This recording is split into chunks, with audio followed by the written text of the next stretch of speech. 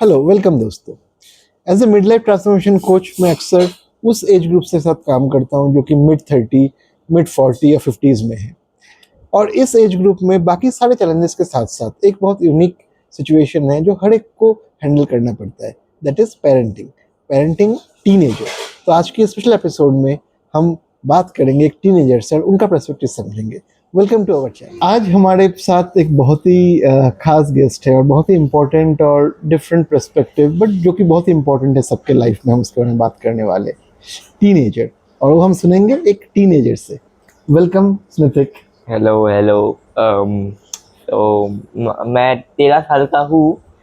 तो yeah we might face some problems in school, house, society etcetera etcetera. तो स्मिथिक, आप जल्दी में ही 13 साल के हुए हो, राइट? नहीं, मैं हो चुका हूँ वैसे। हाँ, राइट। अब ऑलरेडी 13 साल के हो चुके। नाउ दिस इज सी, एक 13 साल के जब टीन एज में जब हम लोग एंटर करते हैं, we start building identity, right? हम एक आइडेंटिटी ढूंढते हैं। तो ये चेंज आपको कहाँ पे, एक अलग ही चेंज है, कहाँ पे आपको ये स्ट्रगल लग रहा है, कहाँ पे आपको एक्साइटिंग लग रहा है, और कैसे आप इसको हैंडल करते हो? सो इन टीनेज आपको मार्क्स के बारे में फिक्र होने लगती है, cause you like your classmates see marks etc etc। फिर आप चाहते हो आपकी हेल्थ अच्छी रहे, आप बहुत सारे स्पोर्ट्स खेलो और ऐसा लोग मतलब एक्टिविटीज में इंगेज रहो। और आजकल हम बोलते हैं ऑरा बढ़ाओ अपना। अच्छा, और ये ऑरा क्या होता है? आप जेन अल्फा से हो तो हमें भी शायद कुछ सीखना पड़ेगा। ये ऑरा क्या होता है? लाइक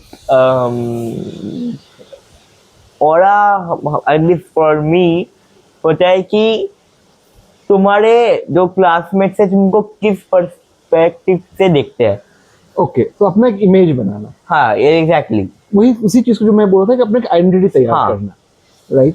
इसमें आपको इमोशनली क्या क्या स्ट्रगल आ रहा है? देखो, इन टीनेज आप ऐसा रोस्ट होते हो, तो तब ऐसा हमारे साथ मेरे साथ ज्यादा हुआ नहीं है, बट लोगों के साथ होता है कि वो हर्ट हो जाते हैं फॉर सम रीजन। फिर वो उन लाइक मुझे लोग शायद बोलते हैं कि मुझे मार्क्स अच्छे नहीं आते। मुझे आज तक किसी ने बोला नहीं, बट स्टिल फिर मैं सोचूंगा कि हाँ मुझे मार्क्स के अंदर वर्क करना पड़ेगा, तो मुझे ये पॉइंट चला जाएगा। तो आई आपको थिंक एक गिल्ट और स्ट्रेस होता है? लाइक गिल्ट तो नहीं होता, बस स्ट्रेस टाइप, एंजाइटी होता है। और उसका इफेक्ट क्या होता है आपके लाइफ में, स्टडीज में या डे टू डे लाइफ में? इस एंजाइटी को कैसे इफेक्ट होता है? आई थिंक वो ऐसा एक मोटिवेशन तो नहीं, लाइक मेरा मॉरल डाउन कर देता है। ओके, तो एज ए पेरेंट्स और एज ए टीचर आपके एक्सपेक्टेशन क्या रहते हैं? मुझे ज़्यादा एक्सपेक्टेशन नहीं है, but as from parents I guess I think like they will थोड़ा सा मदद करेंगे हमको ऐसा लर्न। इन जनरल आप दोस्तों से भी बात करते होंगे, how they manage their struggle? Actually मेरे सारे दोस्त जो ना अच्छे हैं पढ़ाई में, अच्छा, तो वो ज़्यादा है नहीं, बट वो लोग भी कर ही लेते हैं। लाइक आई गेस वो लोग पढ़ाई छोड़ के किसी और स्ट्रगल के साथ जाते होंगे। ओके।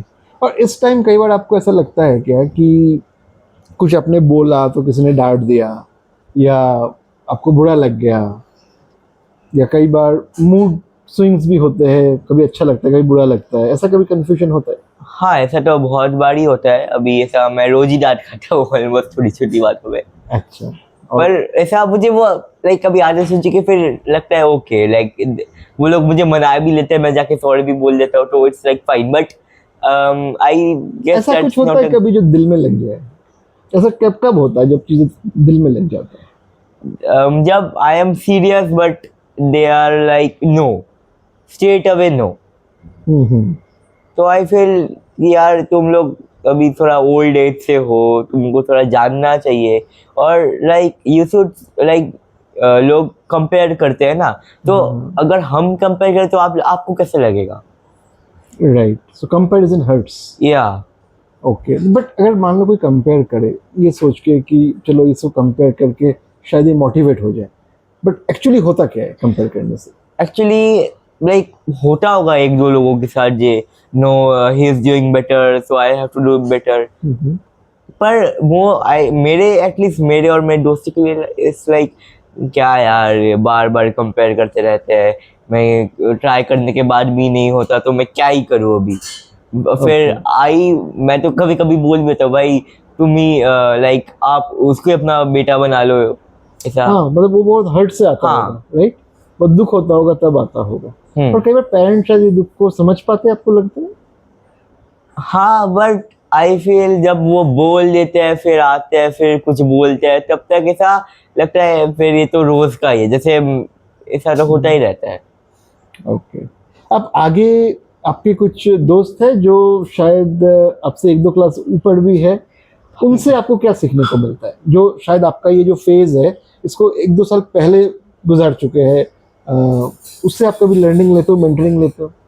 लाइक मेरे एक दोस्त है वो अभी 11th में है, he is 3 years greater than me. तो वो ऐसा बोलता है कि ऐसा लाइक दिल में मत ले, बाकी छोड़, ऐसा होता ही रहेगा, तू बस जो कर रहा है तू वही कर। अच्छा, तो आपको क्या लगता है इस एज में एक इमोशनल सपोर्ट या एक जो बोलते हैं, कभी आपके स्कूल में काउंसलर्स भी है, शायद आप कभी मिले हो रहेंगे काउंसलर से, ये सपोर्ट कितना ज़रूरी है टीन एज में खास करके? आई गेस इट्स इम्पोर्टेंट, ये ज़रूरी है। और बट द प्रॉब्लम इज हम चाहते नहीं है हम किसी के पास जाए। ओके, और ऐसा क्यों? अगर स्ट्रगल हो रहा है तो भी नहीं चाहते? हाँ, क्योंकि वी लाइक इन टीनेज हम ज़्यादा एक्सप्रेस नहीं कर पाते खुद की फीलिंग्स, जो हो रहा है वो सब। राइट, शायद तभी ज़्यादा ज़रूरत है ऐसे किसी से बात करना जो शायद आपको सेफ स्पेस दे, जहाँ पे आप वो बात कर सको। शायद घर में एज ए पेरेंट या एज ए टीचर हर कोई साथ वो नहीं बोल पाते हो, तो इस पर्सपेक्टिव को आप कैसे देखते हो? आपने जब ये बात बोली लाइक ये मुझे लगा कि अच्छी बात है, you should talk to someone. Like मुझे ऐसा मेरे दोस्त भी बोलते हैं, लाइक ये ऐसा सुना हुआ है मैंने कि अगर आप अपनी अंदर की फीलिंग्स बाहर निकालते हो यू फील लाइट। तो I guess this is good. Okay, और ये एक रीज़न है, इसकी वजह से हम बोलते हैं कि ये जो टीनेज है उसमें अगर आप स्ट्रगल देखते हो, अगर आप स्ट्रगल देखते हो अपने बच्चों में और आपको लगता है कि इनको काउंसलिंग करवाइए, तो कई बार काउंसलिंग सिर्फ बच्चे की नहीं, पेरेंट्स की भी ज़रूरी होती है, क्योंकि वो जो एनवायरनमेंट है वो एनवायरनमेंट बहुत ज़रूरी होता है ताकि वो बच्चा भी खुल के अपने फीलिंग्स को एक्सप्रेस कर सके। बट कई बार मेरे पास जब पेरेंट्स आते हैं बच्चों को लेके, उनका रहता है कि नहीं मेरे बच्चों को काउंसलिंग कीजिए, बट मेरा वही रहता है कि at least one parent should come for counselling to create that environment. तो आपको ये अप्रोच कैसा लगता है? आपको लगता है पेरेंट्स को भी काउंसलिंग चाहिए? हाँ बट मैं नहीं चाहता कि वो हमारे साथ एक ही रूम में बैठ के लाए, वो उनको अलग course. सेशन लेना चाहिए। ऑफ कोर्स, उसको अलग सेशन रहना हाँ। चाहिए। तो आपको क्या लगता है ये जो अंडरस्टैंडिंग का गैप है ये टाइम के साथ ठीक होता है? For now at least not for me, but हाँ मैं लाइक कोई कोई पेरेंट्स शायद समझ लेते हैं बट कोई कोई नहीं समझ लेते, टाइम लगता है या समझती ही नहीं है। ओके, तो उनके लिए आपका सजेशन क्या रहेगा? मैं बोलूँगा कि यार तुम बहुत पुराने आदमी हो, यू आर पुराने, ओल्ड। देखो पेरेंट्स और बच्चे तो 1 या 2 जनरेशन गैप रहेंगे ही। हाँ इसलिए तो बोल रहा हूँ लाइक। तो मतलब हमारे पेरेंट्स भी हमसे 2 जनरेशन पुराने थे। तो क्या सजेशन है? मैं एक एग्जांपल के साथ बोलना बिल्कुल, चाहूँगा। बिल्कुल। पहले आपका स्मार्टफोन होती ही नहीं था, अभी है, तो आपने कभी इमेजिन भी नहीं किया होगा ऐसे कुछ आएगा। बिल्कुल। एग्जैक्टली तो मैं वो यही बोल जाऊँगा लाइक बहुत कुछ इमेजिन नहीं होता पर वो हो जाता है। तो मैं बोलना चाहूँगा कि आप ऐसा उसके साथ कंफर्टेबल हो जाओ, आप इसको मान लो, पर अपनी राय रखो। ये बड़ी बुरी बात नहीं है, पर अपनी राय रखो, बट आप ऐसा समझ के डिसीजन लो पहले। राइट, और ये एक बहुत बड़ा चेंज है आज की जनरेशन में कि जो टेक्नोलॉजीज के साथ इनको एक्सपोजर है उसके ऐसे बुरी चीज़ें हैं, वैसे कई अच्छी चीज़ें भी हैं, और शायद आज के डेट में टेक्नोलॉजीज के बिना रहना इन बच्चों के लिए बहुत ही मुश्किल है। नॉट ओनली फॉर कि उनको वो चाहिए, but there is a environment जो टेक्नोलॉजी के ऊपर ही चल रहा है। एंड आई थिंक आज के पेरेंट्स को ये समझना चाहिए और शायद थोड़ा सा और स्पेस देना चाहिए अपने बच्चों को, ऐसा लगता है? हाँ, privacy is necessary. if you can take, we also deserve. If you can Take, we also can deserve. Right, ये एक और चीज़ है जो टीनेज में बहुत इंपॉर्टेंट हो जाता है, और आपने बहुत अच्छे से बताया, दैट इज़ प्राइवेसी।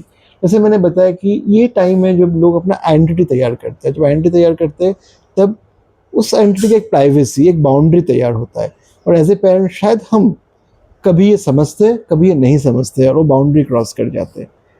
तो अगर ये बाउंड्री क्रॉस होता है, क्योंकि एज ए पेरेंट वो भी शायद इवॉल्व हो रहे, राइट, हाँ। उनके लिए भी एज ए टीनेज चाइल्ड, शायद आप पहले ही चाइल्ड हो जिनको टीनेज में देख रहे हैं, उनके लिए और आपके खुद के लिए आप क्या सोचते हो, what can work out? Like you like can just ask, आप just जाके पूछो कि क्या चल रहा है, क्या नहीं चल रहा.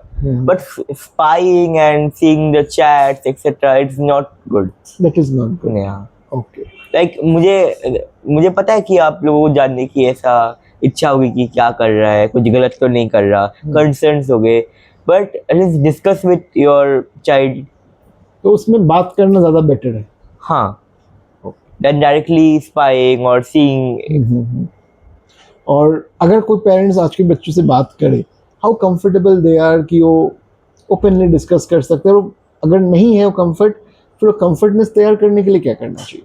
एक्चुअली वो बचपन से ही होता है कि अगर आप बचपन से आपके बच्चे के साथ अच्छी तरह बात करते हो, सब कुछ शेयर करते हो, सब कुछ ऐसा अच्छी तरह रहते हो, तो वो एक मसल मेमोरी में तो कि या I can tell him okay, और हर.